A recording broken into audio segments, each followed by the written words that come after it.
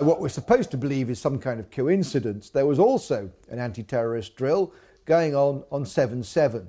And again, just like 9/11, they were talking about attacks on the same targets, the same kind of tube stations, and exactly the same time as the actual attack happened. We learned of the drills of 7/7 on 7/7 from Peter Power, the head of Visor Consultants, a crisis management firm based in London. Mr. Power was the former spokesperson for Scotland Yard. Mr. Power told National British Television, ITN News, about the drills.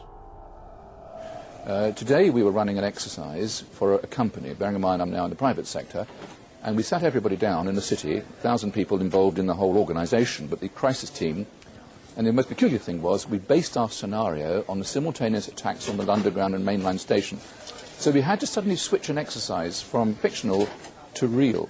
And one of the first things is, get that bureau number. When you have a list of people missing, tell them. And it took a long time. Just to get this right, you were actually working today on an exercise that envisioned virtually this scenario. Almost precisely. I was up until 2 o'clock this morning because it's our job, my own company, Visor Consultants. We specialise in helping people to get their crisis management response. How do you jump from slow time thinking to quick time doing? And we chose a scenario with their assistance which is based on a terrorist attack because they're very close to a property occupied by Jewish businessmen. They're in the city, and there are more American banks in the city than there are in the whole of New York. A logical thing to do. And I've still got the... I was going to say, how extraordinary today must feel for you as it unfolds. He repeated himself to BBC Radio 5.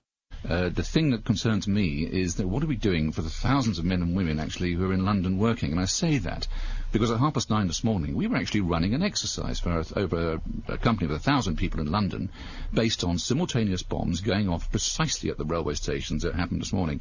So I still have the hairs on the back of my neck standing upright. To get this quite straight, you were running an exercise to see how you would cope with this, and it happened while you were running the exercise? Precisely. And it was about 9:30 this morning. We'd planned this for a company, and for obvious reasons I don't want to reveal their name, but if they're listening they'll know it. And we had a room full of crisis managers for the first time they met.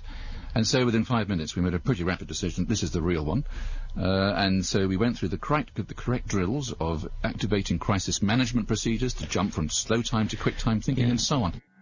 If we use a standard actuary employed by major insurance companies to calculate the probability of these events coinciding in a 10-year mean, we learn that the probability of this happening is greater than 1 in 300 tetragillion. To put that in perspective, that's a number with 41 zeros behind it. That is trillions and trillions and trillions and trillions and still more trillions times greater than all the grains of sand in all the world. To put that number in perspective, it has 41 zeros. Scientists using supercomputers have estimated that the Earth has over 7 quintillion grains of sand. A quintillion has 18 zeros. It would appear as some way of stopping the response of the emergency services or providing some kind of cover for what must be operations orchestrated in some way by the state. The evidence is overwhelming. All the telltale signs are there of government-sponsored terror. Only the British government had the know-how to carry out the attacks and to control the situation before and after the bombings.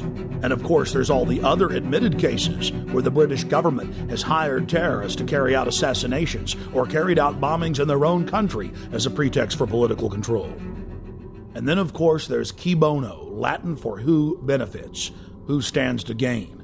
In the weeks leading up to 7/7, Tony Blair's poll numbers had fallen to the lowest point in his 7-year administration. Blair came an inch from losing control of the parliament and was fighting calls from within his own party to step down as prime minister. Support for the war was dismal. Despite the bombings, which did improve his approval ratings and support for the war, he was still only barely able to maintain control over the British House of Commons.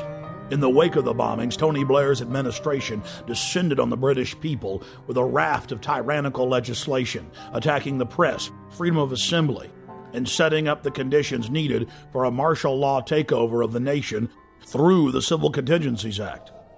And of course, the bombings took place while world leaders were meeting in Scotland, so Bush and Blair could grandstand and blame the whole thing on Iraq, legitimizing their war. Despite the fact that the G8 World Summit was coming to England on July 7th, the British government lowered the terror threat on the London Underground in early June and conveniently lowered security. We were told that we invaded Iraq to bring the nation freedom, but Pentagon documents show their real plan was to balkanize the nation into 3 or 4 sections and foment endless sectarian civil war. The true objective was to ensure the nation remained in turmoil as a pretext to build permanent military bases, as well as delivering long-term profits to defense contractors. Think about it. Do defense contractors make more money if they were just in Iraq a year? Or now the projected decade? United States, British, and Israeli forces have all been caught repeatedly carrying out staged terror attacks in Iraq in an attempt to keep the war going. In the interest of time, we'll look at just one example. In late September of 2005, in the British-controlled city of Basra, 2 British Special Forces SAS commandos attacked a group of police at a checkpoint, killing one and injuring another. When they were finally subdued and brought into custody, their car was filled with plastic explosives, automatic weapons, rocket-propelled grenades, and other bomb-making materials. Why would members of Britain's most elite fighting force, the Special Air Services, be dressed up like Arabs out shooting police with a car full of plastic explosives in a city that had been racked by sectarian violence?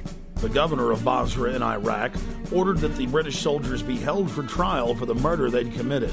Within hours of their incarceration, dozens of British tanks and hundreds of soldiers assaulted the main police station in Basra, killing jail guards and police in the process to free the 2 commandos. Over 150 prisoners escaped, and the controlled mainstream media reported on the incident as if it was no big deal. We cannot wait for the final proof. The smoking gun. It could come in the form of a mushroom cloud.